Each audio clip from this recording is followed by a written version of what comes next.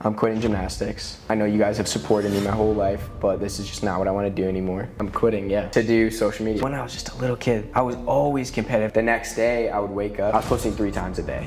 Between a 9 and 11 post, between 11 and 1, between 1 and 3. After a month, I hit 100K. It's that competitive drive. So I posted 5 more videos that day, 5 the next day, 5 the next day. I'm growing like 100K a month. I think after 5 months, it's like 4 or 5 months. I'm at like 600K now. I got to $1 million within like 8 or 9 months. Now my life's like completely different than it's ever been. I mean, I'm catering to everyone, really. I want to help everyone out if I can, but I'm not going to give everyone exactly what they want because that might not be good. I never doubted that I would get a full ride. I also committed my life to it when I was 6 years old. This cannot be happening. Write this letter that pretty much says, I'm quitting gymnastics. I know you guys have supported me my whole life, but this is just not what I want to do anymore. I don't even know what I said, but if you guys don't want to see me, I won't come home. Good morning, good afternoon, and good evening, bro. I'm fired up, guys. And appreciate you having me on. We're definitely gonna chop it up. Yeah, man, I'm doing great. And welcome back, to the Growth Street Podcast. In like 8th grade or freshman year, that my sister, she had more followers than me. Okay. And we're twins, very competitive, and also that was challenge number 1 right there. That was challenge number 1. She was getting more likes than me. I was like, this cannot be happening. I was like, I have to beat her in this game. I saw it as a game, and so I just started posting a lot, right? And she did too, and she was a lot of help to me because starting freshman year, I think I had like 1,000 followers. Okay. You're saying on TikTok, Instagram? On Instagram. Okay. No TikTok. TikTok wasn't a thing. Yeah. I had a YouTube account, had like a couple videos of me doing gymnastics when I was a little kid. Yeah. That was, I think, my first one I had was YouTube. That was for the family. It was for the family and all that stuff. But and recruitment. But it started there. It started in 8th grade because I remember seeing a lot of people were comparing me to these like Madcon boys, right? Like Cameron Dallas, Shawn Mendes, all those guys. You look like Cameron Dallas. That's what people used to say about Yeah, once you say that, I kind of see it. So I would get that, and I was like, I'd watch their videos, and I was like, there's no way I can't do what they're doing. You know what I'm saying? I was like, I know I can do everything that they're doing. So I had this sense of belief because I'd seen them do it, and people were telling me I'm like them. So I was like, I can definitely do this. But I also have this competitive drive. So I remember in 8th grade, we had to write letters to our senior year selves. Oh, wow, okay. And in that letter, I wrote how many followers I had on Instagram, Twitter, and I think it was YouTube. And I think I was at like 1,000 at the end of 8th grade, right? Yeah. On Instagram. And my sister's getting more likes than me, and she has this camera. We start doing a photo shoot like 3 times a week. Yeah. And real quick, Sebastian, the background one. Yeah, I noticed that. I was like, oh, shoot. You looked at me and you're like, no way. It was like, oh, no worries. It was awesome. I can't even do this. Yeah, you're chilling. Just continue. But yeah, so we're doing a photo shoot 3 times a week, right? Yeah. So I'm posting pretty much every day on Instagram. Yeah. And I think by the end of the year. Move the mouse through real quick. For sure, bro. You're chilling. By sophomore year, I had 3,000 followers. Wow, and okay. At that point, I thought I was famous. Yeah. Like, I mean, for a high schooler, man, that's a lot. That's a lot for, I was, 15 years old? Yeah. Going into my sophomore year and probably have the most followers out of anyone in my school. So I'm like, okay, so I'm winning at the school. Now I gotta surpass these other people. So I'm really just posting. It's not a lot of success of gymnastics that I'm posting, kind of a lot of fails, funny edits, stuff like that. Okay. That'll hit. And then, by junior year, I'm at like 10K now. And I'm grinding the post, but I'm like, how come it's not going faster? Yeah. But at the same time, I don't expect it to go faster because it's never gone faster. Are you posting daily, multiple times a day? What are you doing? Okay. It's just photo shoots. Yeah. So it's just pictures. Sometimes multiple pictures, story posts every day too. So I'm doing all that. And then it was junior year. I was homeschooled at this point for gymnastics. And so was one of my teammates. And he hits me up. He's like, Mike, you need to get on TikTok. And I was like, no, because I had Musically in 8th grade, and my friends told me it was weird. Yes, so I associated the two together as well. It was the same thing. Yeah. So I was like, absolutely not. It's weird. I was bullied for that. I'm not doing it. And then he was like, dude, just get it. Like, it's fun. And then I downloaded the app out of curiosity. Yeah. I'm like, all right. And I follow his account. I'm scrolling. I'm seeing kids getting like 10,000 likes. I'm like, what? I was like, that's pretty cool. Yeah. So I posted I was like, that'd be sick. I hope I could maybe one day get 10,000 likes. I posted 5 videos that night. Yeah. Teammate the next day posted a video, gets like 400 views. And, I'm still at 0 followers. I'm like, oh, I got to do that. I got to beat him now. So it's that competitive drive. So I posted 5 more videos that day, 5 the next day, wow. 5 the next day. Wow. 3 to 5 for a month. Oh my God, a month? And after, so it was crazy because I got to That's so many. That's insane. I got to 15K, right? 15K in a month? No. In a week. week and a half, I had 15K on TikTok. Wow. And then I remember when all of a sudden I'm thinking I'm like, wow, that's crazy. Like, it's gonna stay there forever.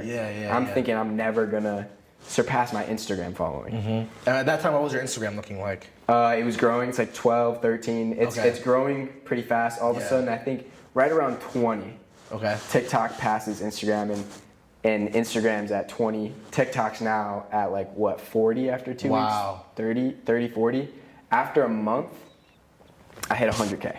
Oh my gosh. Actually? 100K after a month. That 1 is month insane. on the app. 100K, growing like crazy. And I'm not posting gymnastics because this year, it's my junior year. My coach doesn't really want me to post my gymnastics. He wants that to be a surprise for all these people. So for me, honestly, it was a great outlet. I didn't go to school, so it was it was a nice way of expressing myself. And keeping yourself social in a way. In a way, exactly. And, I thought it was cool. I'm at 100K, and then, I'm kind of riding with everything. I remember, so I had this video blow up. Right? It was a video of my car window. I'm rolling it down. Or no, I had my sister roll it down because I'm outside. It's frozen over. Okay. My sister rolls it down, it shifts in, and I'm like, roll it back up. She rolls it back up, and it cracks and goes in, and I'm like, and I was just like, no, I didn't know what happened. I was kind of just like, is there gonna be ice all over my car? And then someone made it a meme and said, I can't tell if this is Cameron Dallas or Shawn Mendes. I didn't even think anything of the video. It gets 1 million views. Wow. Right? It's my first 1 million video, and then it gets posted all over on Instagram. And so I'm at 20K right now. 100K on TikTok, 20K on IG. I'm at my friend's house, and I remember just, I'm scrolling on my phone, go to look at my account, and it says 30K, and I just swipe out, and then I turn my phone off, and I turn it back on, and I'm like, what? I'm like, no way. And then I'm at 31, 20 minutes later. Going. And then all of a sudden I'm at 40. In a day? Wow. 20,000 followers in a day. Wow. So I'm at 40K now, and it's like, whoa, this is real. Think about 10,000 people in a day interacting with you as a person. That is crazy numbers. It's crazy. That's crazy. And even more that aren't gonna follow, that are commenting. It's it's stuff I can't even comprehend. People are saying stuff about me that I've never seen before. That they don't even know me. So it's I'm all these emotions that I don't really know. How did you actually feel during this kind of climb? What an explosion almost. I felt because I'd worked so hard on Instagram for years to get to 10K. And then it felt like I didn't work hard at all. It was comedy at first. My bio was, it's jokes. Because I was that was my thing for TikTok. I was going to take it as a joke. I didn't care. And I think that brought this level of authenticity to my page that was necessary for a blow up like that, right? Because I wasn't posting to please anyone. I wasn't even posting to please myself. If I just thought something was funny, it was going up. It's going up. That was it. So, it works. And then I'm going 100K a month. I think after 5 months, I'm at maybe it might have been, it's like 4 or 5 months. Yeah. I'm at like 600K now. Oh my goodness. Yeah, right? What? and then I'm getting like emails from TikTok. Some guy's calling me and he's like an agent. He's like talking to me about, you know, what are my goals with social media, this, that, and the other thing. And I remember I told him, I didn't realize that what I was doing, like, if I just like kept doing it, it could have been like 10 mil in like a couple years. But I was so like focused on that 1 mil.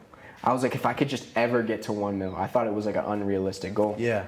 And this guy's like, I mean, you know, you're at 600, like, like 2 weeks. Yeah, you're gonna get there. So I didn't really understand it. All of a sudden, I get verified, and now my life's like completely different than it ever been. How? Like, in what way? So I think I thought I was famous when I had 3,000 followers. And I think because I thought I was famous, I walked like I was famous. Like I presented myself that way, you know? And then I think all of a sudden it happened. And like, so you almost manifested it backwards in a way. In a way, yeah. It's like I put myself into that energy, and then all of a sudden everything that matched that came to me. It was like that law of attraction. It's actually crazy. And I didn't even know. Like I didn't even know what I was doing. I just actually thought I was famous when I had 3,000 followers. So, so I remember it's summer now, and I'm probably like 800, 700. And I remember going to the first concert that summer. It was 2019 summer. And I go to this concert, right? And I'd experienced people recognizing me, but it's usually like one person every now and then. It's like rare. But I step up on this field. And so DTE, I think they changed the name. So it's essentially, imagine there's a field that you have to get to the top of the hill, and then there's a big field, and then it's like the seats and then the stage. Gotcha. I'm walking up this hill. I get to like almost to the top of the hill. This girl sprints up to me, and she's like, "Oh my goodness, are you Cameron Dallas?" And I'm like, "No." And then her friend runs up and says, "No, this is Michael Jaroh." I was like, wow, someone actually, that's crazy. That's crazy. I was like, that's crazy. So they asked for pictures. More friends come. They're asking for pictures. They're posting on their story. And then, like, I'm looking for my friends. Yeah. Because now you're just swarmed at this point. Right? I'm swarmed. And I got girls running to me. Yeah. Like, taking pictures. And I get to my friends after like 40 minutes. They're like, where have you been? I'm like, bro. I told him, I've been taking pictures with girls for like 30 minutes. And they're like, that's shut crazy. They didn't believe me. Yeah. They're like, shut up, bro. Like, stop being weird. Yeah. And then a group of girls runs up to us. Wow. And takes a bunch of pictures, and they're like, oh. They're like, oh, you weren't lying. And I was like, dude, I'd never experienced this, so it was crazy. I remember there's this lady sitting on like a beach blanket, and she looks at me. She's like, how old are you? And I was like, I'm 17. She was like, I don't know what you're doing, but you definitely got it going on. You got all these girls screaming, so let me take a picture of you. And I was like, that's crazy, bro. Yeah. But so that was like the first time I'd ever experienced anything like that. Yeah. And throughout that summer, because like I was growing, especially so TikTok was very new. Yeah. So everyone was on at the time. Everyone was getting. That was during COVID too, right? That was before COVID. Okay. So like because I know during COVID it spiked again. Open. Yeah. That was the next year. Yeah. Okay. That was like my second year on. But it grew a ton. I think I got to $1 million within like 8 or 9 months. Yeah, wow. So like that's where this is why it's blowing my mind. This kind of story, it's like you rarely see things like this, right? Yeah. Like, think about it. It's pretty crazy, yeah. Yeah. So like the next thing is now, so fast forward to now, right? You've doubled that again. Now you're at 1.9 million. 1.9, yeah. And I think the fascinating thing about this is that, for example, when I think of numbers like that, I think about, okay, how can I turn this into a business and how can I impact people in a positive way? Yeah. So I'm curious, have you turned this into like a business? Do you do like merch? Do you do things like in a way where like you actually are providing value to all these people? Is there a community? Because in my mind, I think if I had that many people, right? If there was some way I had 2 million, which, manifesting it, it'll happen a little bit. But I think the kind of value and impact you can have on the world, whether it's even just making them happy every day, it's so possible. Yeah. And I think it's someone who wants to be like you, right? So now they've kind of seen how you do it. And I think what I've taken away from you is But you got to be competitive with it. I think that is the foundation of like what you're saying. It is. If you did not take anything of like that kind of personally, be like, okay, I gotta go be like that. Yeah. None of it would have happened, right? None of it. So yeah. now you have even, let's say, half of what you have, or even like 1% of what you have. Yeah. I'm curious on your perspective of the kind of like the business side of it. Yeah. I'm very curious on like how you look at your accounts now and things like that. So I think I look at it a lot differently now than when I first started. When I first started, it was, you know, I just wanted to reach that next number. Like I didn't look at the money. I didn't really care because I also couldn't make money because of NIL. True. So I'm under. So talk about that because you're a D1 gymnast at Penn State, but NIL passed, I believe, while you were in college or right when you were coming into it. So tell me that whole mindset of never approaching money, NIL changes. Yeah. So what's up with that? So senior year, I hit 2 million my senior year of high school actually, Holy and shit. now I'm at less. Wow. Okay. Because that's a whole nother part of the story. But I hit 2 mil, and like I'm having to turn down deals, offers, like all these things. What did an offer look like? I didn't. Brands would just reach out to me. Okay. I don't even remember. It was like there was a bunch of different brands, agents, stuff like that. Yeah. Hey, like we want to get a house together. This, that, like not the hype house, but like just like a bunch of different. Were there any creators that were being made? Like what kind of creators were you being lumped in with, kind of? Oh, dude, there were so many. I remember. When I was growing, like I didn't even know that it was like a thing even, but like I knew who these creators were. There was like a YouTube thing like counting my followers on TikTok and Jaden Hostler's. Okay. If you know who that is. Yeah. Seeing who was gonna get to 1 million first. Wow. So we came up at like the same time. Okay. And then I remember, dude, this is crazy. I feel like bringing back memories for you. Dude, I remember you know who Charlie D'Amelio is. Yeah. I mean, I feel like everyone in the world now knows who everyone does. Dude, I think she like blows up, right? Yeah. Like really fast. And I was like, oh, I'm gonna go DM her. Yeah. And I had a DM from her. And like at the time it was like, you know, it was just like another thing. Yeah, and of then, course. like she blows up and everyone's like freaking out, all my friends in this, but yeah. Dude, I'm trying to think who else. There's a lot. But it just shows you like you were just attracting this level of like influx of creators, brands, agents. It was the power insane. this kind of thing has is really high. I couldn't comprehend it, right? Yeah. So I'm getting all this attention and I'm just like happy with the attention. Yeah. I didn't really care about anything else. I wasn't allowed to make money, right? Couldn't say yes to anything.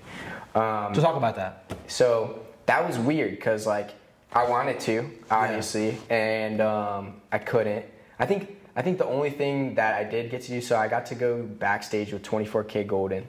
Okay. Wow, what a throwback artist. Right? In 2020. Yeah. So that's when peak, he was like peak COVID, yep. popping. He was. Right before COVID, actually. Okay, so because he was, that 2020, 2021 was when that one song he had was like insane. Why you always in the mood? Yeah, why you always in the mood? When you up at night. Yeah. All alone, dude. Yeah. He's a sick guy. Yeah. So we got to do that, but so I'm turning down all these brand deals, and then all of a sudden COVID hits, and COVID hit, and all of a sudden I can't be in the gym anymore, I had already graduated school. Yeah. Graduated January of 2020, and I'm not in the gym, but I'm making a bunch of videos and a bunch of photos, and obviously everyone's on their phones because of COVID. Yeah. My account's like, I was stuck at 1.3 million for like 5 months. And then it started to grow again. And it starts to grow. And it's growing. I start skateboarding. I was playing a lot of Fortnite, and then I started skateboarding. I started skateboarding like every single day. Yeah. And like I realized my body didn't look the same as it did when I was gymnast, so I started working out. I started posting videos doing that and just skating. And I would skate like sometimes for like 5 hours a day. Wow. And like sometimes my legs would hurt so bad, but I was like, I'm gonna just skate anyway because I got nothing else to do. If I push past the pain, it won't hurt. And it was true. Like sometimes you just have to go and you like shut off your brain. And all of a sudden like you get that, I call it skater's high. It's like the runner's high, right? And you just feel unstoppable because you just push through another wall. So I'm posting that stuff, content's doing well. And then I got back in, my friend's dad owns a gym. Okay. And he opened it up so we could just, me, him, and this other guy would go in and we would train for fun, pretty much. So pretty much we're like making content in the gym. We have like, this whole gym to ourselves. We can play whatever music we want, and we can skateboard outside the gym. We can literally do whatever we want. And I loved it. Yeah. I loved it. I'm getting even more opportunities now. People are trying to get me out in LA. Me and a couple friends are thinking about moving. Yeah. But I have to go to college, right? And at that time, I was just like, I'd been done with school for 5 months. Didn't really want to go. Yeah. And so I made the hard decision. I remember I wrote a letter to my parents and I put it in the mailbox. And I went to the gym. It was like 7 a.m. I went to the gym because I'd wake up just. And how old are you during this? 18. 18. So you're 18. You're a senior. This is your senior year. Yeah. Okay. I'm just like super energized every single day. 7 a.m. Write the letter, put it in the mailbox, go to the gym, and then go to the lake. So it was like I was cross training a lot. Like it would be wake surfing, it would be skateboarding. And this is for gymnastics, or why are you doing this? Just for yourself at the time? For myself, athletics. Yeah. I just like to do. I like that adrenaline. I'm an adrenaline junkie. Yeah. If I can get something like climbing buildings, anything like that's to make you feel that sense of being alive. Essentially. Yeah, essentially. Yeah. That on the edge of like chaos. Yeah. And Controlled chaos. Controlled chaos. But like you never know. But it's because like wakeboarding, wake surfing, you're gonna wipe out. Skateboarding, gymnastics, all that stuff. You're gonna wipe out. Yeah. So I think that's what I like about it a lot. But I'm doing that stuff and write this letter that pretty much says like I'm quitting gymnastics. I know you guys have supported me my whole life, but this is just not what I want to do anymore. I don't even know what I said, but pretty much like if you guys don't want to see me, I won't come home. Wow. I didn't know how they were gonna. I was so scared. But you were adamant on this decision at the time. Like, I mean, for you to say that, it must have took a lot of. And to leave, like, and I was home. like, You leave home to do this, yeah. Yeah, and I'm like the whole day I'm like freaking out, waiting for that call from my mom. Yeah, right? yeah. It just never comes. And I'm like, what? I'm freaking out. I get home, my dad's like outside, and like I look in the mail, the letter's still there. I grab it, and I'm like, oh my goodness. Like I was stressed. Yeah. So you have to kind of tell them now. Now I have to tell them. Yeah. So I go inside, and at the time, like there was some stuff I had to do to get enrolled at Penn State and get everything to start moving. So at this point, you already decided you're going to come to Penn State. Oh, I'd been committed. Oh, so you've been committed for gymnastics? Yeah, in November. Okay. And this is like May. So this is post-commitment to Division I program to compete. Did you have like a scholarship or anything, or how that Right. work? Full ride scholarship to Penn State to do gymnastics. And now you walk into your parents' house, and you're telling them, I do not want to do this again. I'm done. Telling them I quit. I'm quitting, yeah. To do social media. social media. Yeah. And I can't imagine. I'm curious to hear what they say. So I remember I sit down, my mom's like, have you done this thing yet that you have to do? I don't know what it was. Yeah. Something for new student orientation, and I'm sitting, so like imagine there's a chair over there, there's a couch right here, and I'm sitting in this chair, and my mom's like walking in, she's like mad, and she says it, and I said, Mom, I'm quitting gymnastics. I just said it, bro. I can't believe, I'm laughing now because I can't believe I did it. I can't believe it, bro. I was like, Mom, I'm quitting gymnastics. And wow. And she was like, tell your dad that. And my dad, she said, did you tell your dad? Okay, Did you tell your dad that? okay. My dad's in the kitchen behind me. Yeah. I said, hey, Dad, I'm quitting gymnastics. Okay. He goes, I figured. And I was like, whoa. Okay. I needed him to say that though. Cause like, yeah, I'm saying like that was deep. Like I don't know. My dad sometimes says things that wouldn't make sense to most people, but that hit for me. It hits. That hit for me, Yeah. and I was like, oh wow, he could tell like something's been going on. And so, my sister knows I've been wanting to do this. She knew I was going to do it. She knew I wrote the letter. You're twins. You guys are tight in the swimming. Oh yeah. Yeah, Best it's friends. like inseparable. Yeah. Inseparable. Yeah. So she's in the room too, and my mom's like, no, you need to get therapy, this, that, and the other thing. And I was so against that. Like, I was like, no, I need to quit. Like, I was dealing with injuries. At that point, I had had 4 concussions. Oh my gosh. Wrist was messed up. Wow. It was just a rough road, and I saw an opportunity that didn't involve all that stress. And and I could still do gymnastics. I did like gymnastics. I didn't realize how much I liked it at that point. But I had a rough couple years leading up to that, so I think that was what led me to want to quit. And on top of this other opportunity, right? So my mom's like, you need to get therapy, and I remember I started bawling because like I was like, I don't want to do this anymore. Like I was done, bro. Like it wasn't like, hey, like I'm thinking about quitting. What's your advice? It's I'm done. Like I know I gave my whole life to this. Now I'm done. And I mean, I know that must be a crazy thing because even for me, right, when I was working at a full-time job and I told them I wanted to do a business full-time and like I went from making $85,000 in a new city right out of college, and I came to my parents told them the same thing. Like my dad was kind of supportive. He's an entrepreneur himself. Yeah. But my mom was like, no, you're applying for a job. Like you're gonna go work another job. You can't just quit and be done. Yeah. And I know what it's like because you've worked for gymnastics your entire life. But also made the decision when I was 6. Exactly. Yeah. So 12 years.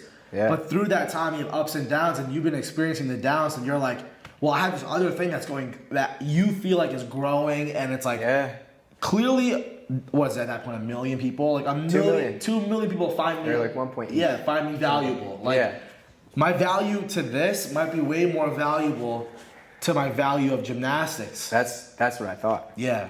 And then, so my dad's like the straight shooter. He said, okay, tell your coaches. I'm like, oh, like, wow, I really have to call, like, now my coaches that I've been with for 4 years and tell them I'm not coming. And I was like, I can't do that. I just can't call them. So I wrote a really long email that said, hey, like, I want to talk to you about this on the phone, but I have too much to say to where I could just, like, I don't want it to be like a discussion. Like, I want to tell you that I'm doing this and, like, we can talk about it, but I need this to all get out to you first. And you sent it? I sent it. Oh my God, you sent it? I sent it. Wow. And then I get a call from the coach, and he was very upfront. He was like, you know, we're going to give your scholarship if you're not going to come, like, and like he was just genuinely worried for me. He's like, what are you gonna do? And I was like, well, I'm gonna go do this stuff that I'm doing right now, and it'll be good. And I was very confident in it. I was like, I didn't see a way where I was gonna fail. So then when did this reverse? Because I mean, hey, right now I'm talking to you, and you're talking about competing in the Olympics in 2028 and 2032. Yeah. So now I want to kind of understand, when did this flip back? Let's fast forward to when now you're thinking, well, I want to go back and I'm changing my mind. I'm going to stay committed. So it was really that summer. I went that summer, and I think I refound my love for the sport. I was training 3 days a week, skateboarding every other day, wakeboarding pretty much every day. And I was I was like probably the best athlete I'd ever been. I was really light, really quick, and like for some reason light but strong. And gymnastics was so much fun. Yeah. Like every time I went in, I felt good, and I just wanted to do it. And my friend's dad, I at that point, like, I'm starting to kind of like, you know, see that I love gymnastics. Yeah, now that you've left it almost, you're like, oh my gosh. Yeah, right? I'm like, this is you feel free, but you feel still calling, it's your calling. Yeah, I'm like, I still have to do this, but so like all of a sudden, instead of moving to LA for content, it's like, okay, do I want to be in LA? And if I go to LA, where am I going to train gymnastics?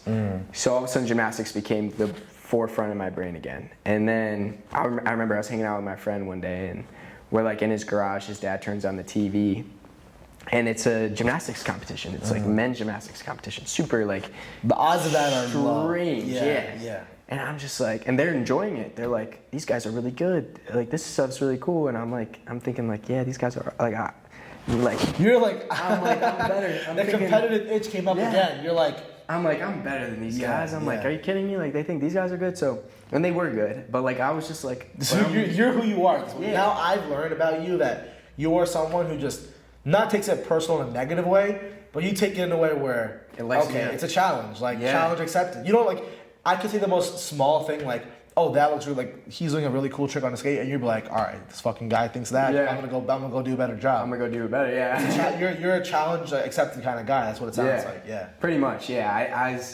I was a kid. Where does that come from? Where does that come from? Dude, I mean, I grew up with a twin sister, we were very competitive, and I was remember too? she was too, Yeah. and I think she was better than me at gymnastics when we were younger. And I wanted to be better than her. I remember You wanted to beat her at social media. You wanted to beat her at I wanted to be gymnastics. exactly. Yeah. And I remember from when I was just a little kid, I was always competitive. I wanted to be the fastest. Like in school for like the fitness tests, first place was always either me or my sister. Wow. Every single year. Wow. And it would go back and forth. I remember one year in 5th grade, I'll never forget this. They made me and my sister do the push-up test last because the gym teacher was like, this is gonna take way Forever. too long. Yeah. And this one other girl gymnast with us. The other girl gymnast did 75 push-ups. Usually they stopped you at 100. They were like, okay, like you're not gonna be able to go past that. And then we kept going. No way. We get to 175. Jessica calls it quits. And everyone, your sister? Yeah, it's my sister. Everyone in the class has been over, and I'm just. When'd you stop? He made me stop at 250. And I couldn't lift my arms up after. Goodness. I had a puddle of sweat under my head, but I was like, there's no way I'm losing this year. Yeah. I was like, I'm not gonna lose this year. Yeah. And I think that year they just like, I don't know if they didn't give awards or something, but all of a sudden public school got weird and it was like the competitive thing, kids didn't like it. Yeah. So, but yeah, I went all out. 250 push-ups. I was 10 years old. Yeah. And I remember another time in the gym, this is another piece of the competitive nature. I remember we had to do a rope climb contest. So basically there's and this is when I was like 6 or 7. I was really young. It was the old gym. I was probably 7. There's a group right here and a group right here, and there's like a rope right here and a rope right here. So there's like 5 kids in each line. And basically coach says go, and first kid goes up and down, has to high five the next kid, and then they have to go up and down. And it's a race. And I'm at the back of my line, cause like I'm thinking I'm fast, right? This other kid's at the back of his line, and he's probably like 5 inches taller than me, probably like 2 years older than me. And so like not a very fair matchup, but he and his team is way ahead of ours. Yeah. He starts climbing. He's about 3/4 of the way up by the time I start. Yeah. I climbed it as fast as I can. I get to the top and he's just about halfway down. I let go. I just let go and he grabbed on at the bottom. Like and I caught it and I was like, oh. And then my coach, I remember my rec coach, he was awesome. He was like, wow. He was like, okay, you won, and like the losing team had to do a punishment, but you have to do the punishment with the losing team because like you're never allowed to do that again. He was like, it's dangerous. that's unacceptable. Unacceptable, just super dangerous. So, yeah, dude, I would do whatever it took to win. Yeah, but this is insane. So I want to understand. So for someone watching, I want to make this almost like where there's like a lot of value even back too, right? Yeah. So what it sounds like for you is all your success really in your life. I've understood now, just from meeting you now, all stems from competitiveness. That's where it comes from. I think so, and I truly do love the sport of gymnastics. Yeah. But it sounds like whatever you would have committed to, you were gonna be good at it. I was gonna be good at whatever I did. Yeah, I was. Because social media.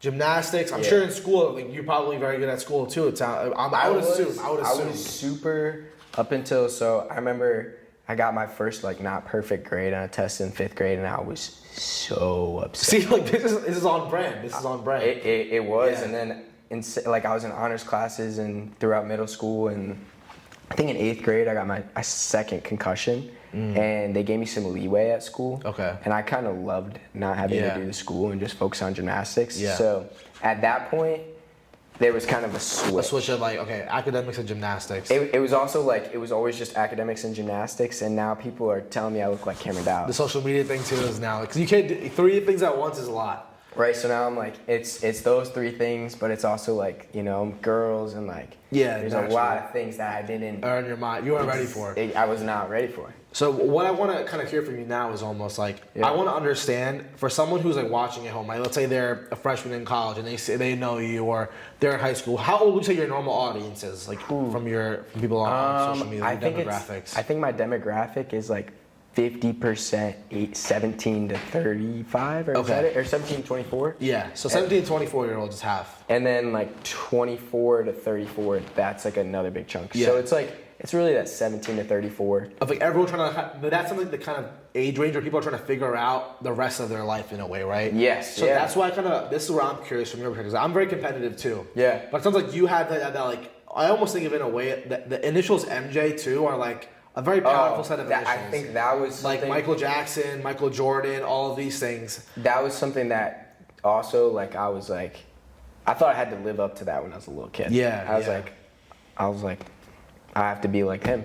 So that's what I'm saying. Michael Phelps, all these people, and it's like what I kind of want to understand from you too is for someone watching at home, how can they find this fire within themselves? Because I try to always put things where my favorite part about what I do here is I find what's special in everyone, and I try to figure out, okay, like what's special in you is clearly your competitiveness. Like that just off of the comedy. I think you're a passionate person. Yeah. I think you are a lot of different things, but the number one thing I'm getting from you is like competition, right? Very competitive. I don't like to lose. Yeah, exactly. Like, so about that, how can people who maybe don't have that competitiveness or maybe they don't know how to find it within themselves, how do you think someone, like let's say you were a mentor to, a high schooler or someone who's in college, someone who's 22, 21. Yeah. How does that person find that fire within themselves to get the job they want, to get to become a D1 athlete, to become famous on social media? Because I think anything you put your mind to, if you force yourself to do it for whatever reason it is, whatever motivation, whether you're heartbroken,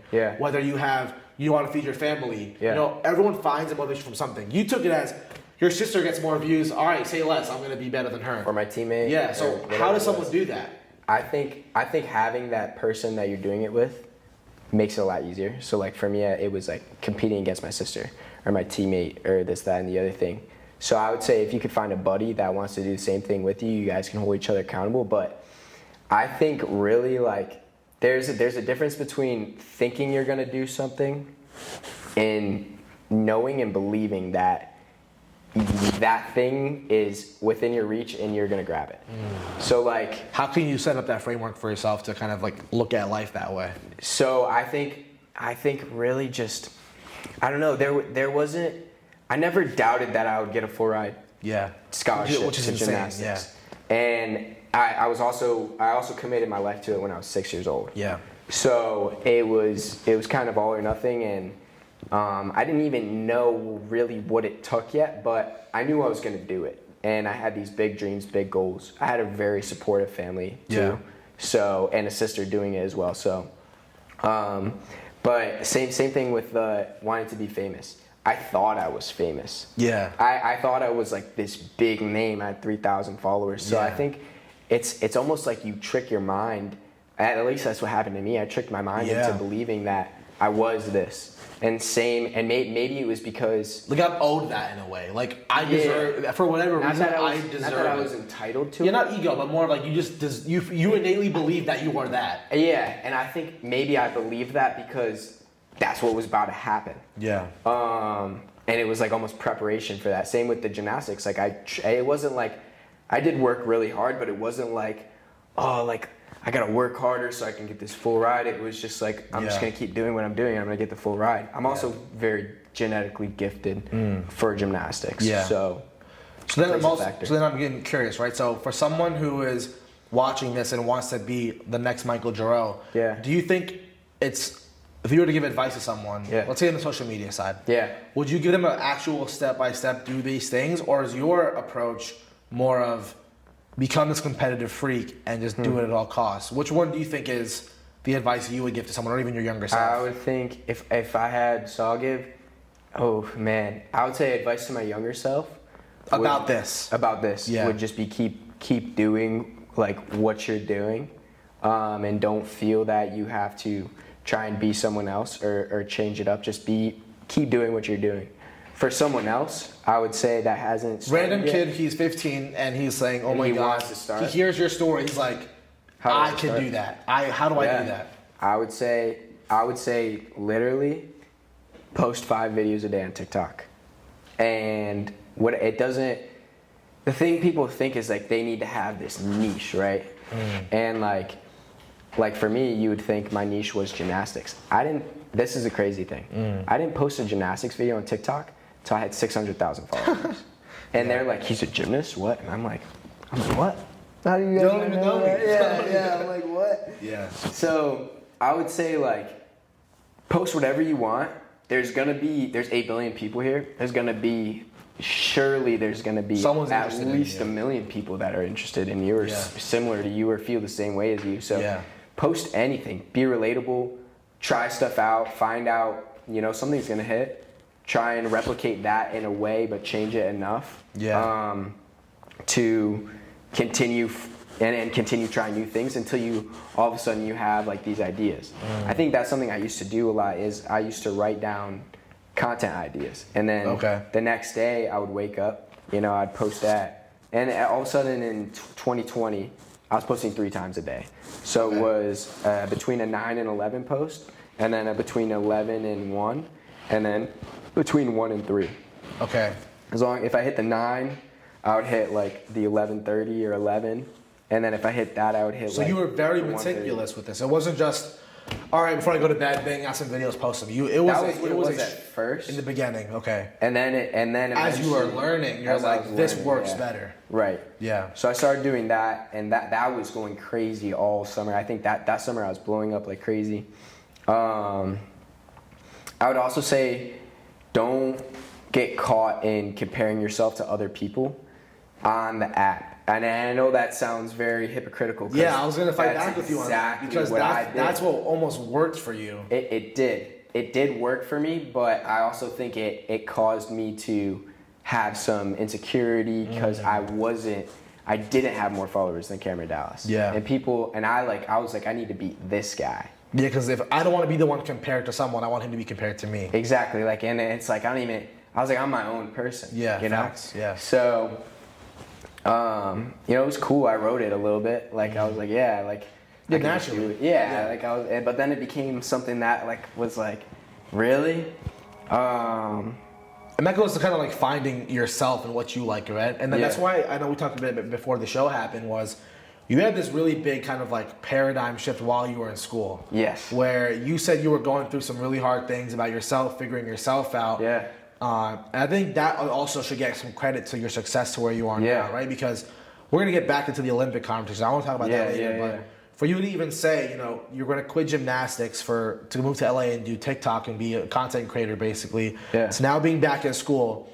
And I can kind of think about some things that maybe were reasons why you lost some followers. I could think of, and I know. And one thing you recently is like a cool thing that I think is I'm proud of you for like doing that. Yeah. We'll talk about that in a little bit. But you've done a lot of things that weren't always the traditional things.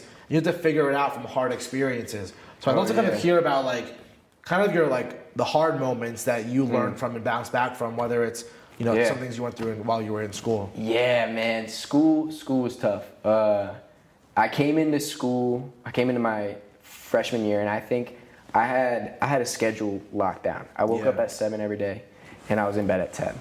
And I woke up without an alarm, and I went to sleep super fulfilled, smile on my face, and then just woke up again.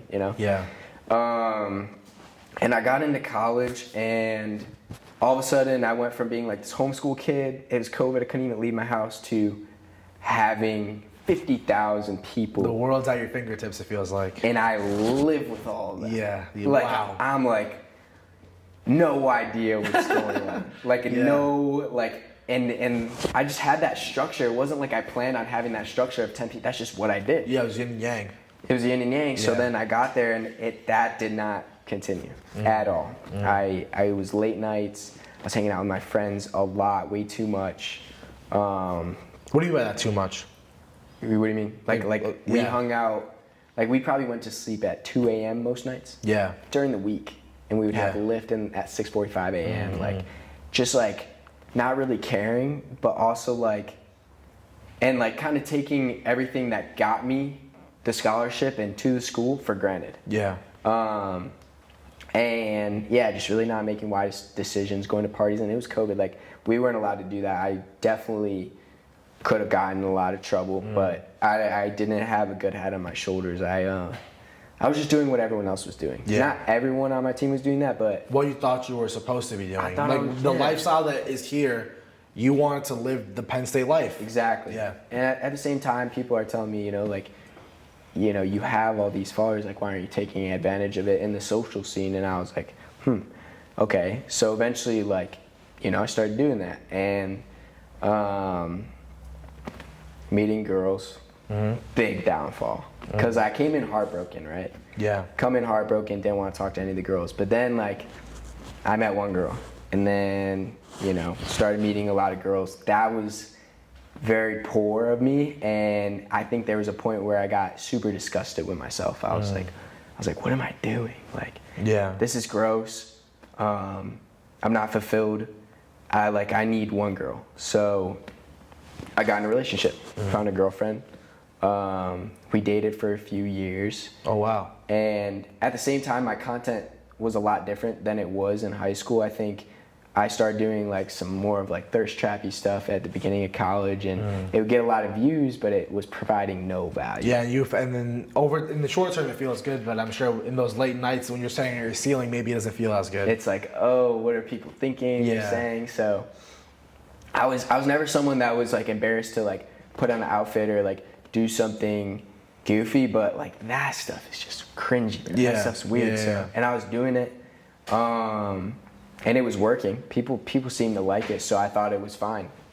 I remember, so all of a sudden, 2021, NIL passes, and dude, an agency hits me up. We sign with them, like with my mom. She's like helping me out. What does that look? What does a typical NIL like agent look like? What does that structure look like? So my agency, they negotiate all my deals. They put me in for campaigns. And they're not gonna say yes to anything unless I do. Okay. So I have a good amount of control there. That's really good. So it's nice. Yeah. They're awesome. But it was so perfect because like I remember. Oh man, dude. I'm living this life where everyone thinks I'm rich. Yeah. Right. I have 2 million followers. He must have a bunch of money.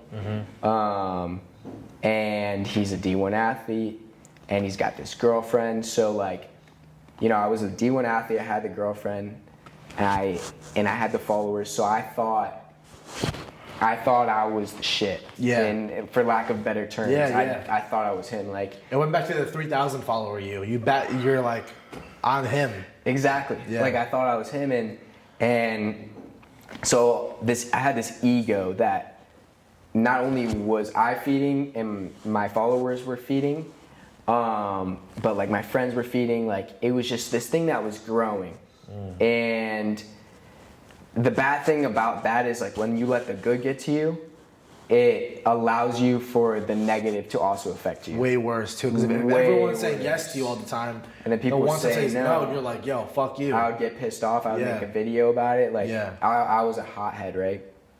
But I was also broke. Yeah. And pretty insecure about it. And I remember there was this one day, like I like woke up and it was tough around the house. I remember I got a text that was pretty much like, hey, like, you know, like I can't give you guys, from my parents, like, you know, we can't spend any money right now. We don't have, like, you can't spend nothing. And at that point, I think my sister was living at home,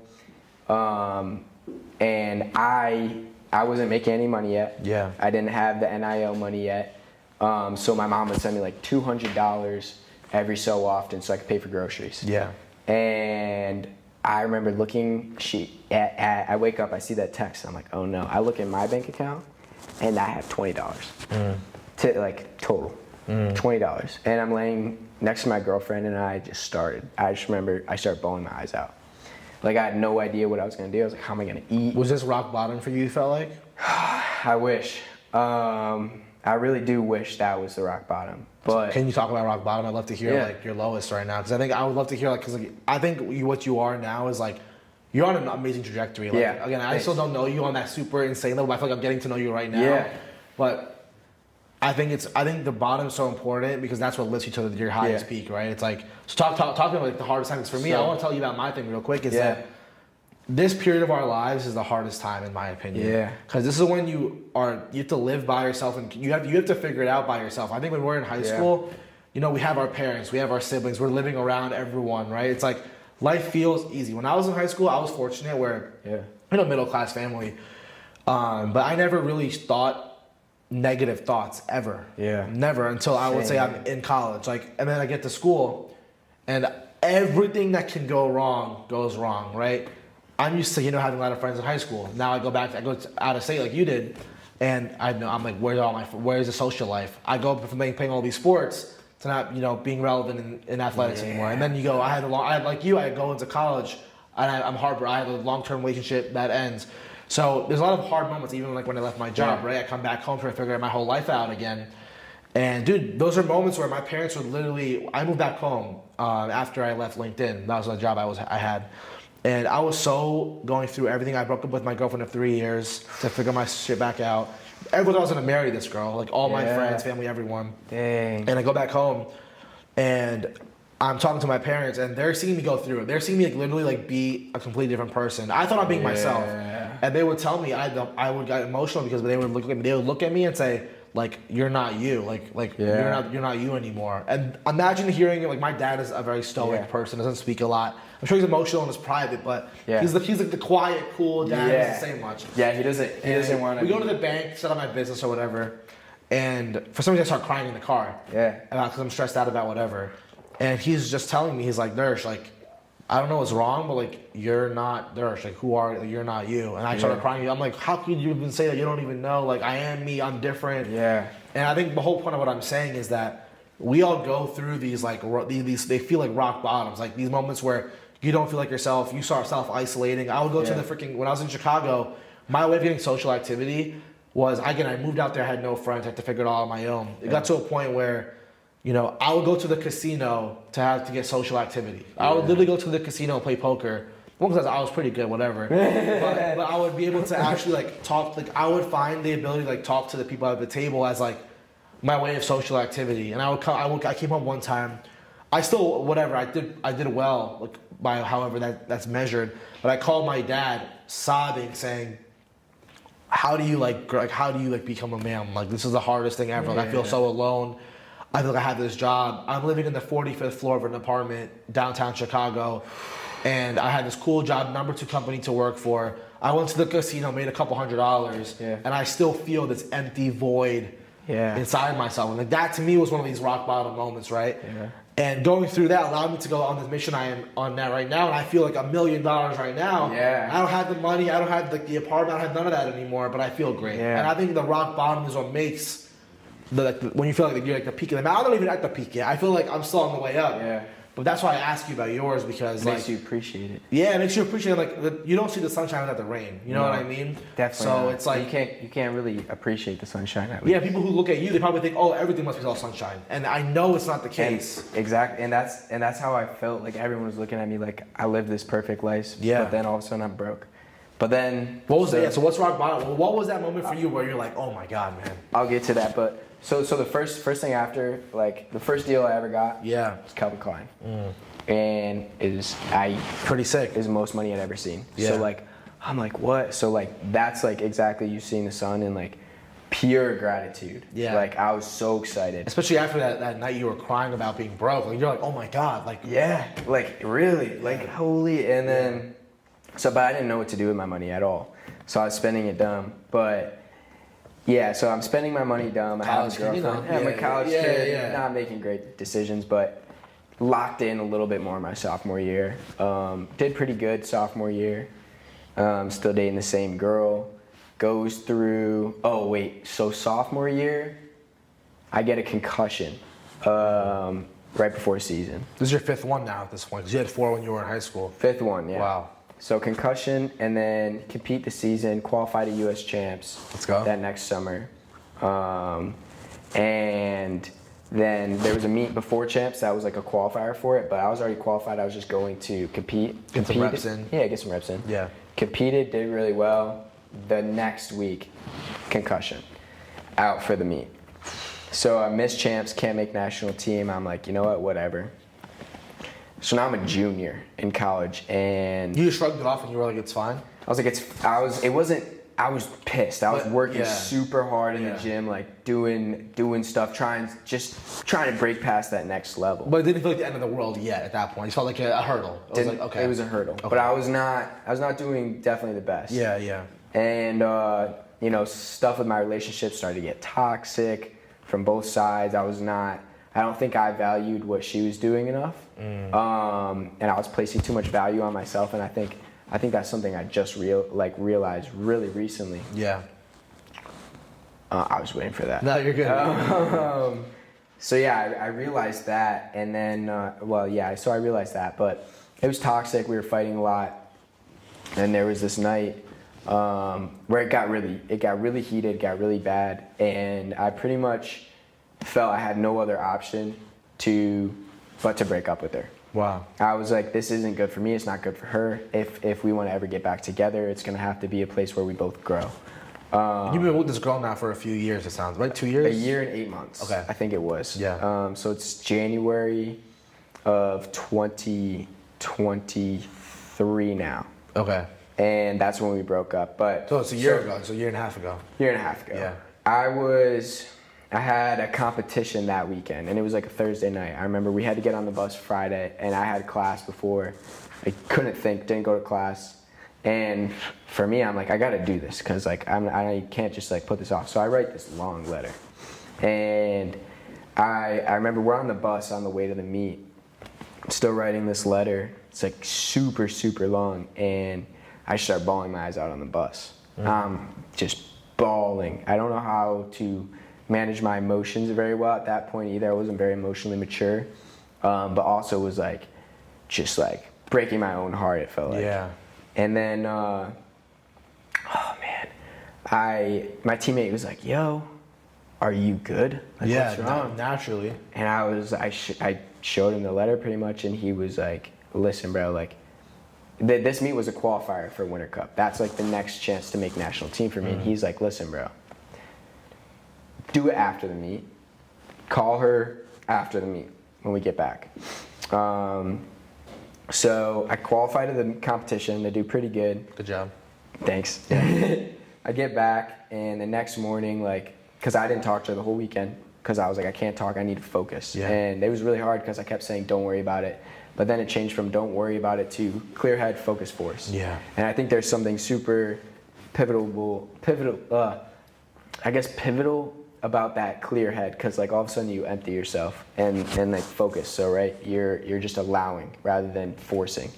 And I'll get more into something like that later. But so, oh man, I get back, long conversation,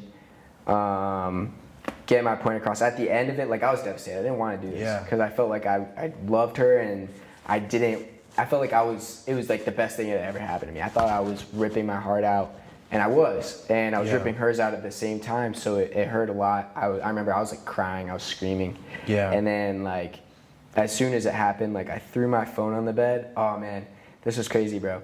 And I looked at my door, sorry to my landlord, and I punched a hole in it. Wow. And then I punched another hole in it, and I punched another hole in it, and then I kicked it out. The door was gone. And I'm just thinking, immediately after I did that, I was like, and I couldn't feel, like my pinky's like bleeding, stuff like that. I'm like, where's my phone? I need to call her right now and like undo this mess that I just did.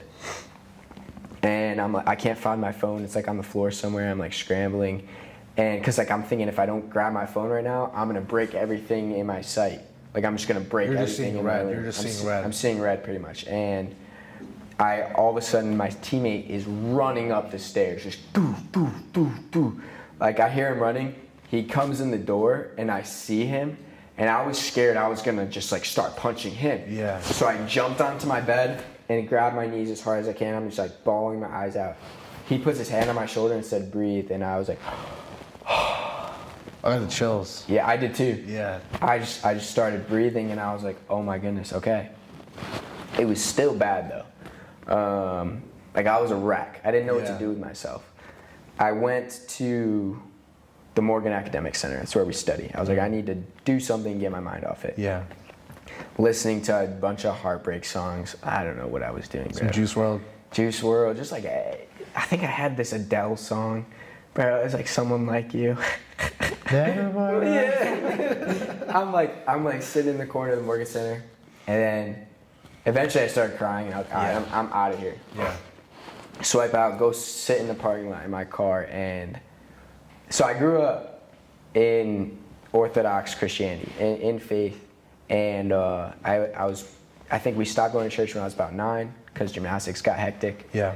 That was like a pretty quick turn, but like I'll get to the point. Yeah. I stopped praying probably when I was about 12, and then started questioning what the world meant, what God was, if God was real. What does everything mean? Are we in a simulation? Like I'm like trying to justify That, like, the whole the thought of like what's going on, like what is this life? What is this thing that we're doing? Yeah. You know? And what's the point? And so all of a sudden I go from not talking to God since I was 12. I'm now 21, and so almost 10 years dry. Wow. And I start screaming at him. I'm like screaming at God. I start screaming at him, saying like all these bad things, like I'm gonna go do this, I'm gonna go drink this, I'm gonna go, you know, like a bunch of bad. Like out things. loud, you're very out loud. you're in my car. You're in your car. Oh, you're in your car. Yeah. Outside the Morgan Center, I'm punching my steering wheel, like saying I'm gonna do all these bad things, and like, was that even you? Was I supposed to do that? Was that the devil? Like, was this? And I thought it was what I was supposed to do, but I didn't want to do it. So I'm like, why am I supposed to do this right now? And I'm like, I'm just so confused. I'm like, why is nothing working out? And then all of a sudden, I get this thought in my head that says, call Randy, and it's my head coach. And it went from, I'm gonna go do this wrong, because I'm so mad at you. Really, I was mad at myself, but I didn't know that. Yeah. And so I called Randy immediately, and I'm crying. He's like, yo, calm down. He's like, are you okay? I was like, yeah, I'm fine. Like, I eventually got to breathe, and I was like, I broke up with my girlfriend. He was like, no. He was like, okay, like, I'll come over if you need me to come over. And I was like, can I just come to your house? Can I meet you right now? He's like, I'm somewhere right now, but I'll leave right now. I'll be there in 10 minutes. I was like, okay, perfect. Drive to his house. He's a real one for that. He's a real one. And he gave me these really good pieces of advice. I remember this one. He said, basically, his wife had got bitten by a spider one time, and it was like this poisonous spider. They had to go in to the hospital, get it checked out, and essentially, it would like eat away at your skin. Oh shit. If like they didn't get these antibiotics. Yeah. And the same thing, like it would scab up every single day under a Band-Aid. And every single day he had to pull a scab off of his wife's leg. Yeah. Or wherever it was, leg, shoulder, arm, I don't know. Yeah. But he pretty much said, you're gonna have to rip that scab off every single day. Yeah. Like it's not gonna be easy. And that was like the most real thing I'd ever heard. I was like, wow. I was like, that's crazy. So Randy's kind of holding my hand in the gym in a way. Like there was days where I couldn't train. I wouldn't train because I was just such a mess at that point. But I'm pushing through, and eventually, you know, he's like helping me progress, and like I'm seeing it. I'm seeing myself start to mellow out a little bit. And thank God, because I've got Winter Cup coming up. Yeah. And like this is, at that point, that's like all I wanted. I was like, no girlfriend. I was like, I don't care about anything. You're locked in. I'm locked in. I need to make national team. Yeah, a national team is... It's how you get to compete for Team USA internationally. And then hopefully, if you stay on it enough and then do well enough at Olympic trials, make Olympic trials when it's time. So it's all the best gymnasts around the country. Around the country. Are joining the USA national team. Exactly. Yeah. So I show up day one. So I get to the competition, and I'm like thinking I got this in the bag, you know. I'm adding these upgrades. I'm confident on them. Yeah, you're feeling it. I'm ready to go, right? Yeah. And then, so day one, I didn't do very good. I messed up a couple of my routines, the routines that I'm really good at. I watered down, so it just like, it was bad meat. I'm like, at that point I was probably, if I hit 6 for 6, I'm scoring like 81, 82. I scored a 77. So I'm at least 4 points, maybe 5 points down, right? 77.0. And I was also number 7 on my back. So I see these 3 7s, and I'm like, okay, like, I felt like I was distracted that day. I was like, I need to lock in. Do you know the song 777 by X? It's from, I don't know like how it goes, but won't be reminded of, I don't even know, the lost days, something like that. And I was like, it's like this dark song, put it on my headphones and on repeat. not talking to anyone. Wasn't talking to my team, coaches, like just not dealing with the L very well. Yeah. But there's still a day 2. And I was like, I'm not gonna mess this one up. The day between the competitions, I fixed all the stuff I needed to fix. And the next day it was go time. And I'm thinking like, you know, like this is it. Like I saw the 7s, like I'm thinking like, I'm lucky, like I'm gonna do this today. Warm up, everything goes great. Yeah. And then, so there's 6 events. This first event of the meet would have been the 7th event of the meet. And I'm about to compete, it's rings. And I'm wearing brand new ring grips because 5 days prior, I had a dream that my grip snapped, and which was freaking me out. My teammate's grip snapped while we were there. Yeah. So I was like, I'm putting my new ones on. This is not happening to me. Yeah. I'm in the warm-up. It's like, it's a 1 touch. You get 1 touch, and then I'm about to compete in 5 minutes. And they're pretty, you want to like stretch your grips out a little bit, but you do it over time. So you break them in a little bit. You break them in. Yeah. And so I do a giant, and then I'm like squeezing them really tight because I'm trying to stretch them at the bottom of the swing. I do a giant through, and I catch like some air time, and then I'm coming down super hard for my dismount. All of a sudden, my grip fully snaps in half. Oh my God, it did snap. And it wasn't like, because I've snapped a grip, but being able to make the dismount, it snapped like really, really hard to where like my arm just like came off immediately. And then I just started flipping, boom, straight to like the back of my head. Oh. And everyone, I go to sit up, everyone comes over to me, like they kind of clear me to stand up, and I'm pissed. This is during the. It's about to be. Yeah. It's day 2, you know. Yeah, this is national team time. And I run down, and it was crazy because I missed this meet so many times. I got my 2nd concussion at the same meet, 7 years prior. Wow. And like I just, for some reason, like it felt like I had bad luck at that meet. But I remember I ran down to grab my grips and put on the old ones. And my coach Randy asked me, "Are you okay?" And I was like, "I think I'm good." He was like, "No." He's like, "If you think you're good, you're not good." He's like, "I need you to tell me like you're good." And I was like, "Yeah, no, I don't know, I'm not sure." And then like they did the test, and I almost fell over. So I was like, "Okay, yeah, I'm not good." And he pulled me from the competition. We go back, and this guy is talking to me. He's like, you know, like, "So how many concussions have you had?" And I said, 6. And then I was like, "So that makes this the 7th concussion." I was like 7. I was like, another 7. Wow. I was like, wow. I was like, that's crazy. So I'm like, Got the chills again. yeah, right? I'm like, this is weird. Yeah. And it's like, just doesn't feel right. You know what I'm saying?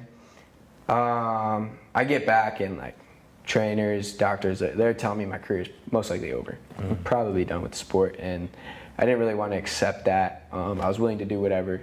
We did a lot of really cool stuff. It's your life, yeah. It's my life, and they basically fixed me, and oh man, I remember when I got back. Like at first they're telling me career's over. This is like the first week, first like day. I remember like they're pretty much like, yeah, career's probably over, but like let's just like make you feel better right now. Yeah.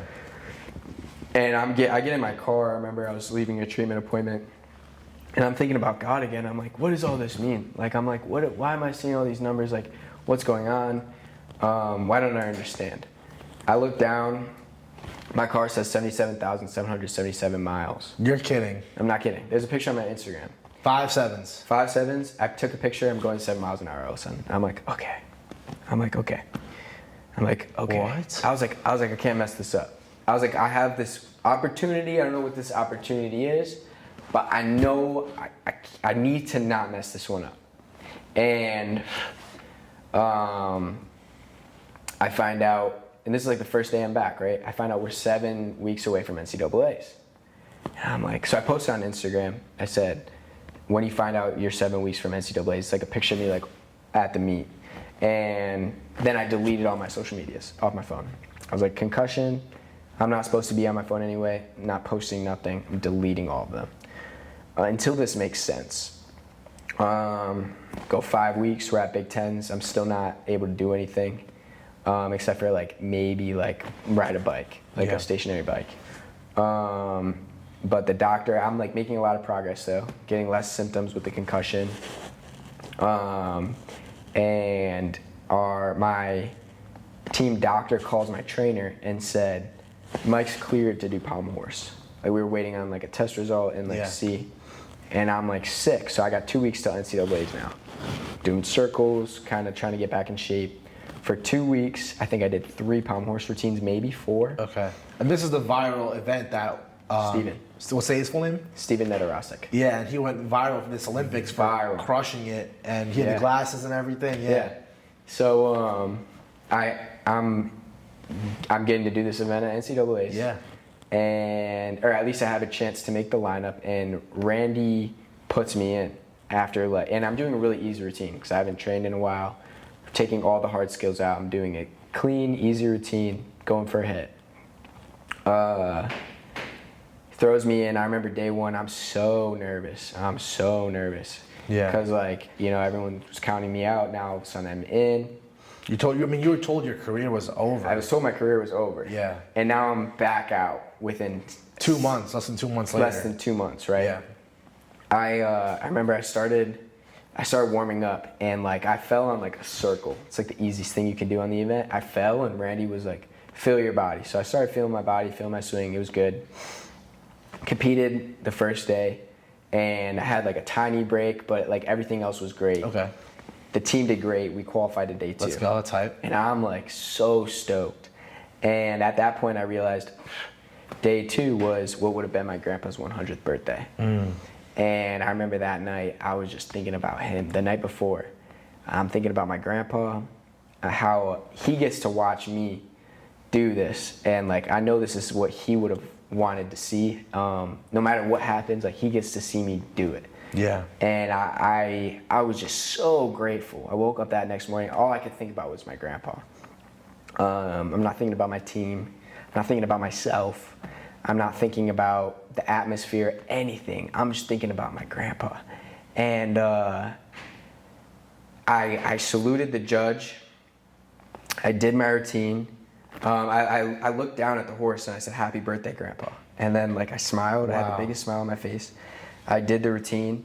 Felt like I didn't do anything. And it was crazy, completely different demeanor from that day from the first day to the second day. You could see it in the way I was standing, bro. I was so happy. I was just in such a state of gratitude that I wasn't gonna slouch. I wasn't gonna act like I was cool. It was my chest was out. I was here and I was excited to be here. Yeah.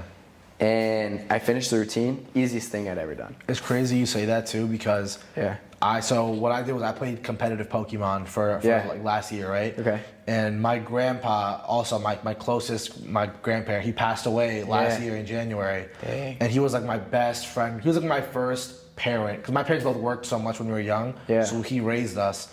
And what you say completely resonates with me because when I was competing, you have to, it's you day 1, day 2, which is similar. So you have to qualify for day 2. Yeah. So you have to go, there's 9 rounds. You have to go 7 and 2 to qualify for day 2.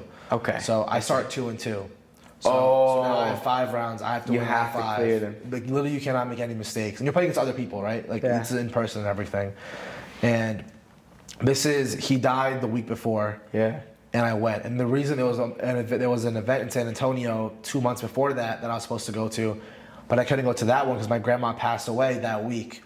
So I decided, you know what, even though he passed, I'm gonna go. Yeah. Whatever. You're gonna do it. So I'm 2 and 2. Yeah. And I hadn't really been thinking about him when I was there.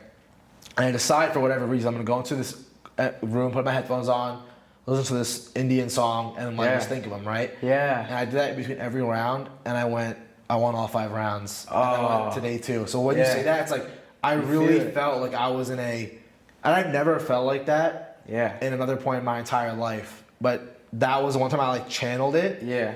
And it actually what you're saying, it's real. It's real. actually so real. But I just wanted to connect with you on that because I felt exactly, I think, what you felt in that moment. I think so too. Yeah. And I think the reason for it is and now I'm gonna talk a little bit about the Bible, but we're told to have our focus on what's in heaven, not what's here. And I think that's what we were doing, both in that moment, is I was so focused on my grandpa being in heaven and on something that I couldn't even see, that it allowed what I would call the Holy Spirit to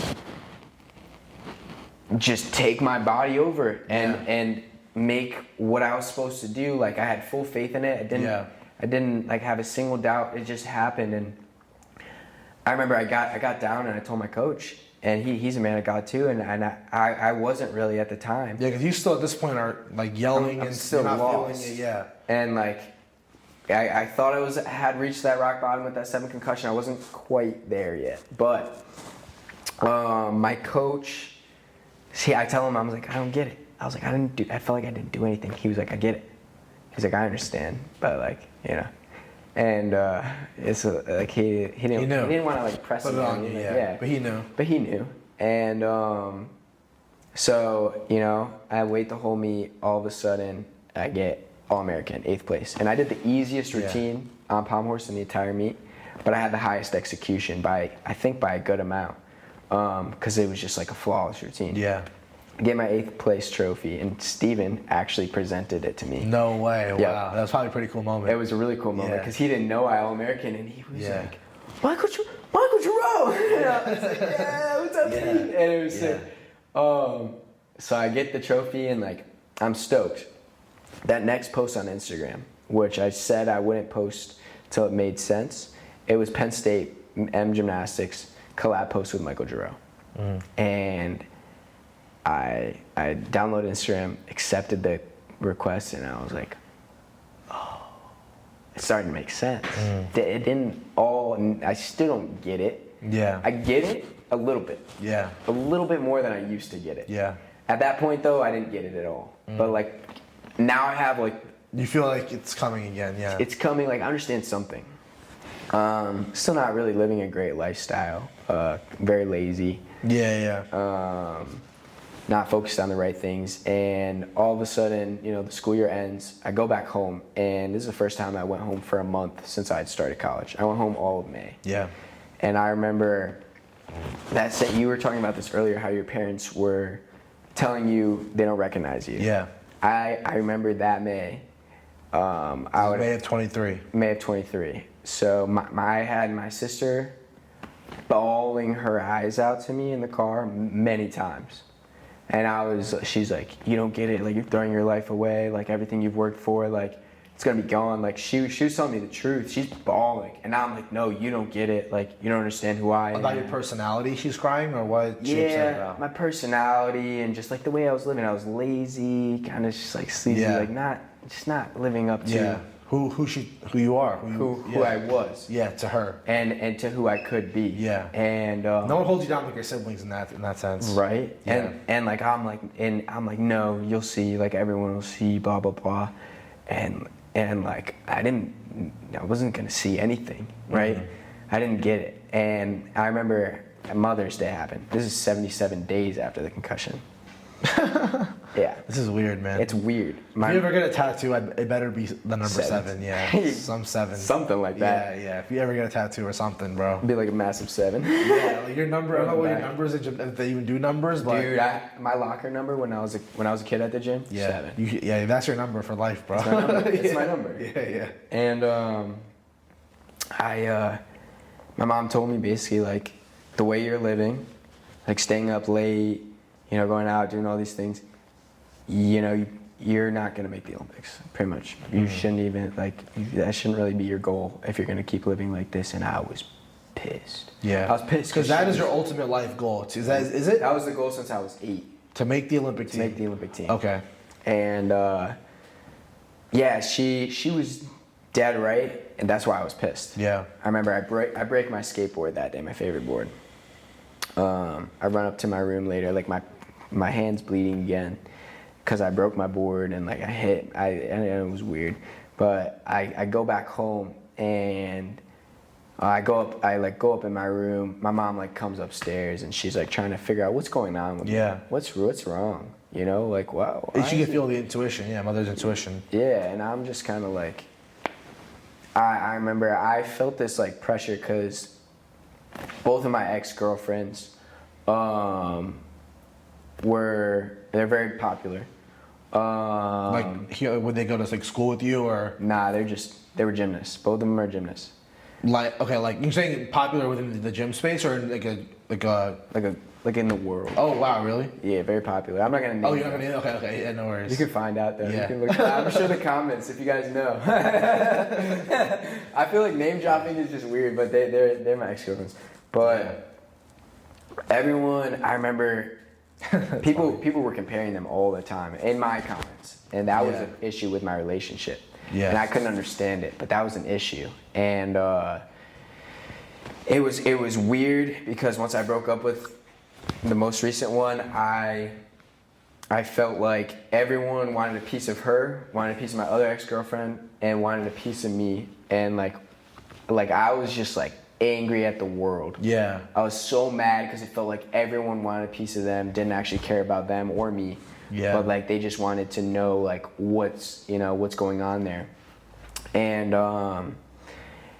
it's also now on Snapchat.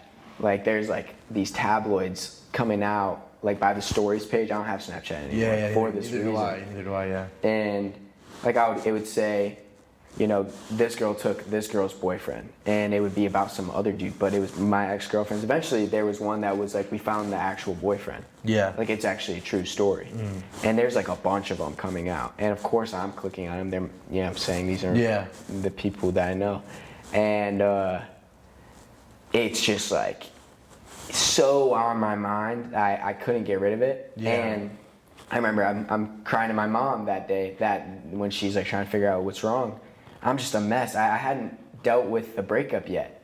I numbed it with like everything else. I was trying to do friends, distracted yourself. Distracting myself, and I hadn't actually dealt with it. I was like holding this rage, thinking this rage is gonna help me get through life, and thinking this is the end all be all, but it wasn't. And so it was really bad, but I remember that day I started reading and I started writing. I started reading Atomic Habits. I already had read Jordan Peterson's first 2 books. Jordan Peterson is the man too. He's insane. He definitely had a very pivotal piece in my life to change my life, but started reading and writing consistently. Atomic Habits, change your habits, change your life, all these things. And that was like the first step. I'm starting to do something good for myself. Yeah. And then I remember Frederick Richard hits me up. He just went to the Olympics. Okay. Wow. He's on Michigan's team, and I'm in Michigan. He's like, hey, let's make some content. And I was gonna leave the next day. Yeah. And I was like, when? Like I'm supposed to go home or back to State College, and he's like, let's just do it tomorrow. I was like, okay. So I go make content with him, and after talking with him, like he was getting to the gym at 10, filming a podcast till 11:30. Eating lunch, training from 12 to 4, and then probably having a snack, and then filming content from 4 to 6. And then going home, editing it, going to sleep, and waking up and doing it again. And I was like, this is what it takes. I was like, this is what it takes. He's working harder than everyone. Yeah. And I can promise you he was, and maybe still is, working harder than everyone. And it pays off. It clearly paid off for him. And it paid off, because he wasn't always the most talented guy. Always was the hardest worker. And I saw that, and the competitiveness it kind of got to me. I was like, it was the competitiveness, but also like an awakening, kind of. An awakening. And I remember I went back to State College like a week later. Yeah. And we're like hanging out with the team, and we're partying, having a good time, and I'm like, there's something wrong. Like I was like, we need to change this team culture. It's just not healthy. It's not good. I was like, how do I change these people around me? And then I looked inwards and I realized, wow, I'm probably a big part of the reason that we have bad team culture. I need to change myself. If there's a chance that these people will be, if I can have any influence on their lives, I need to do it in a good way, not a bad way. I can't keep doing this. Like I'm misleading these people. Yeah. And I mean, keep going. The next morning, it was Sunday. I looked up the nearest Orthodox church, and I picked up a guy on the guys team and a girl on the girls team, and I took them there. And we went, and I felt like the priest was speaking to me. Like it felt like a direct conversation. Like he was talking like right through you. Yeah, and I was like, that was insane. So that was the start, and I kept going, kept learning, and that all of a sudden my next year was completely different. Best year. Best year. Oh yeah, I found That's the year we're in right now. that. Well, that was last year. Yeah, so 2020, end of 2023, like May 2023-ish, around then, right? Like later than that to now? Yeah, it was like July. Yeah, so that was Within the past year and a half. this past year and a half. Yeah. So yeah, past year, really. Yeah. Yeah, that's what I'm saying. It's recently. Yeah, that was. It's so Yeah. well. That's the thing. That's the craziest thing about this last year. As you get older, a year becomes a less of a percent of your life, and it's shorter in perspective to what you know. But this last year of my life, because it's been with God and for God, and I've been following in a completely different way, has felt like the longest year I've ever lived in college. Yeah. I found Penn State Christian Athletics, which is on Tuesday nights, Wednesday nights. Now I go to my coach's house for a Bible study. Let's go, man. I remember there was like 1 week I went to church every single day. Like Yeah. it was completely different. At first it was really hard. I gave Yeah. up a lot of things. I didn't go out. I was going to bed at 9 every day, maybe 9:30, and I wasn't hanging out with anyone. Yeah. I kind of shut everyone out because I was like, I need to do this. I need to. Yeah, make- naturally. and at the time though, for selfish reasons, it's because I wanted to go to the Olympics. Yeah. And Your goals are your goals. yeah, but at the end of the day, that's not why I should go to church. Yeah. That could be, if I go to the Olympics, it could be a way to honor God, but it shouldn't be I go to church so I can go to the Yeah, Olympics. yeah, but yeah. you know, I was new in my faith. You're figuring it out. I was It's the figuring very it out. beginning. You're after so long. Exactly. Yeah. So, you know, I'm reading my Bible a lot, and I remember, oh man, we're in like November, December, and I was doing really good. All of a sudden, like hard fall. Yeah. Because I think I got a little depressed. I don't think I wasn't clinically depressed, but You were. I was missing the yeah. dopamine. Yeah. For sure. I didn't hang out with people. I didn't do a lot of things I used to do. So I was depressed for sure. I remember I went and hung out with some teammates. We were partying, and so all of a sudden I relate partying with Yeah. team, and it's just a hard fall. Stop going. But like I remember one day, it's probably January. I pick up my Bible, and I'm reading Daniel, and there's this prophecy called the 77s. And I'm like, Classic. It was yeah. I was like, oh no. I was like, no way. I was like freaking out. Like, freaking out. And this prophecy is talking about after 7 weeks. I don't understand it fully, but it's about Jesus. After 70 weeks, essentially, the most holy shall be anointed. After 62 weeks, the Messiah shall return to the Holy Land or something, and there shall be destruction and end of with a I don't even know with a flood. And then after 7 weeks was something important too. Yeah. So there's those three things, right? The 7 weeks, 62 weeks, 62 weeks, and 70 weeks. So I'm like, what's in 70 weeks? It was nothing relevant at all to whatever the day was. I'm like, I was like, what's 70 weeks from the concussion? To the day. Yeah. Olympic trials. And I'm like, You found it. You found the connection. but like it wasn't about me, but I was making it about me. But and this is where everything switched too. This is where it like actually got good. I actually started to understand. 62 weeks was after the concussion, Orthodox Easter. That's when the Messiah returns. Everything like, and the 7 weeks it was NCAA's. I felt I don't know. It felt like it was about me, and I felt like if I didn't fulfill this, I was done for. I was gonna die essentially. Like I was like, I'm done if I can't do this. And but it was so good because we were doing Bible study and we were learning about trust. I will never forget this. Proverbs 3:5-6. Trust in the Lord with all your heart and lean not unto thy own understanding. See Jesus in all thy ways and he shall direct thy paths. So trust in the Lord with all your heart and lean not unto your own understanding. That was my own understanding of the passage. It wasn't about me. Maybe it wasn't a coincidence. Maybe that was to wake me up to realize that, I shouldn't be seeing Jesus to go to the Olympics. I should go to the Olympics if that's what Jesus wants. And I should go to the Olympics and glorify Jesus in everything I do. is he gives me that opportunity, so I should say thank you to him. Yeah. Not go to him because I want that, right? Yeah, it even sounds like a big part of this, like the self-discovery element of like you figuring yourself out, right? Like that's what this sounds like this past year. So the last kind of like it's crazy. Time's flying. It's like an hour and a half. Basically. Yeah, I know. I haven't. It's good. I'm glad you're sharing this. And like the last thing I really want to talk about too is like the final piece of being yourself. Let me know also how is everything good back there? Everything going good? We're good. Hour and 32. Awesome. That's crazy, awesome. bro. I know you're flowing. You're in that flow state. That's what the last thing I wanted to ask you about was this element of now you're being unauthentically yourself. Yeah. And you told me earlier that you lost a lot of followers for certain things. Yeah. So from what I've been like kind of looking at what you've been creating is now you've taken more of an angle to like kind of focusing on what is right to you. Yeah. And this is leading to some political things. Yeah. So recently I seen you at the Turning Point. Charlie Kirk was on campus and you went to that.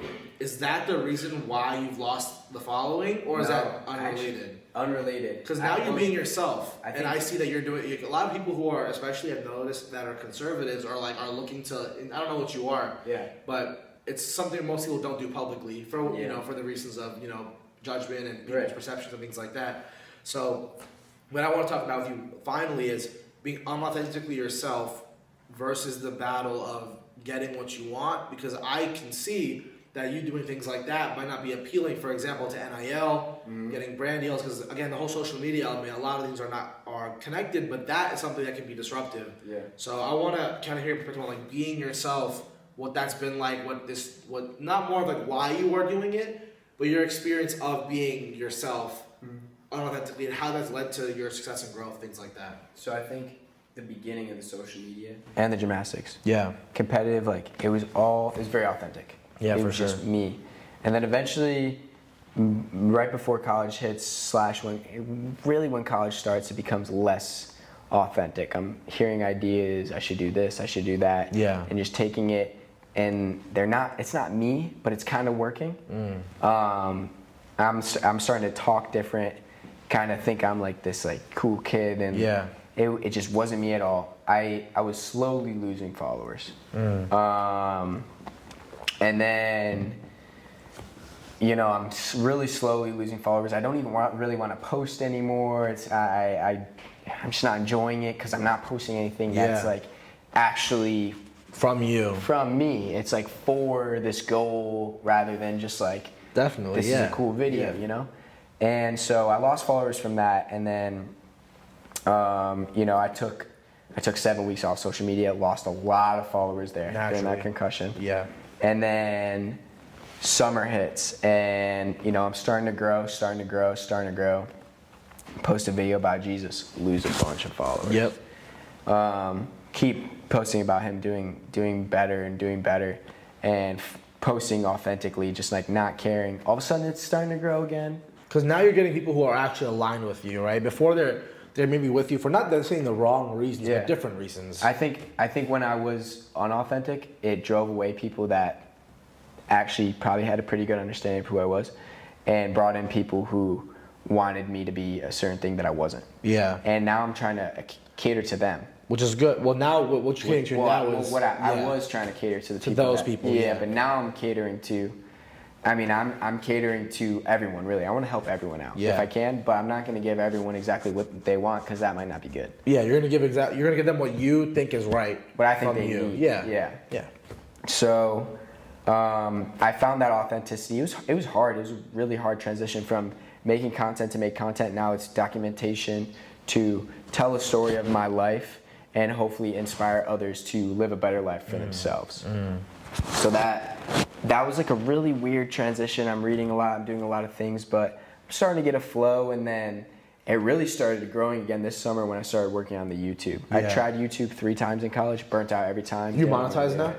I'm not. So you get with the watch hours, or? It's the watch hours. Yeah. I'm only doing long form, really. The short form, I like to just keep on reels. Well, they don't count short form for watch hours, actually. Right. No, I know, but there's that other way for monetization. Yeah, you can get the 3 million views. Yeah. Exactly. So I'm focusing on, the long form. I saw the update. I like the update. I watched it. Thank you. Yeah, I think it's just like that, like level of authenticity again is what connects with people. And that's like the vulnerable side of me. Yeah. So I want to keep showing more of that, and this kind of ties it back into the business side of things. I hope to create a space where it can be a community. Talk about the business goals. That's what I want to hear about. Yeah. I want to make a community, essentially, where I can help everyone out here that are like-minded. Yeah.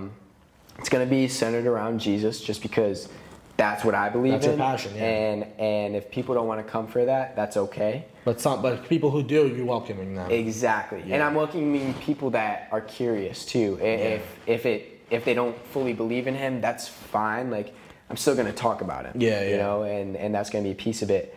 But I wanna help people get fit. I wanna help people, grow on social media. I wanna help people honor God in all their endeavors. You can call it fame, fit. Faith. I have a name for it. I don't know. If you can say it, plug it. You can shout it out. It's not like people can be ready for it. Be ready for it. So it's gonna be called Medical, METACHAEL. So it's a play off my name. Yeah. Okay. And it's like finding the best version of yourself, because I think that's what I've been on this journey. Yeah. For the past year and a half, let's say. And I got to feel like I feel like I know you deeply now from you sharing everything. So right? Yeah, it's really a crazy journey, man. It's a crazy journey. I'm grateful for it. Look where you are now, bro. Come on. Yeah, that's what I'm saying. On the back, man. That's what I'm saying. Big Ten Hybrid champion. Yeah. No, that was cool, but yeah, bro. I just wanna be the best I could be for everyone else, and hopefully build a community of like-minded individuals that can help each other and support each other and just be the best we can be. Yeah, I think from there, the last thing I really want to ask you is, if someone's here watching at home, what are some things where if you can have a lasting, an impression on them, for them to actually get better, maybe not religious related, maybe about like taking accountability, because maybe there are people from different religions or whatever, but something that people can do to find the success that you've had in your life and what you've learned from your ups, your downs, where it's a tangible advice. Like, let me phrase it shorter. What advice would you give to someone watching at home that they can put into their life that can make their life better and grow and be successful? I would say, don't determine your value of yourself on your success. And try not to do that for others either. Yeah. Because sometimes you don't know what people are going through, and people don't know what you're going through. And let's say you're having a rough day, and you're also, it's just not good, and someone could be like, oh, he's nothing, Yeah. And you could look at someone that way too. I could do the same thing. I'm sure we're all guilty of it, but I would say we're all humans, and this life is extremely valuable that we all have. We share this home called Earth, and I would say just try your best to look at everyone around you, and instead of, because it's hard, because I'm a very competitive person. I always want to be better, and I know there's a lot of people like that, so there's that bit of ego that you have to break away from, but try and break away from your ego and find the joy in the small parts of life, and truly look at everyone around you as your family. Because at the end of the day, like I said, I think we share this home. I think we're all here on Earth for a reason, and we're all here on Earth for a reason at the same time, right? So it's no mistake that we're having this podcast, this conversation. You know what I'm saying? Real. It's not a coincidence. It's meant to be. And so I think the piece of advice really is just love your neighbor, like you love yourself, and it'll make life a lot better, because all we really have is each other. You put out good things too, and good things will come to you, right? 100%. And there's just no use in making it worse. Might as well make it better.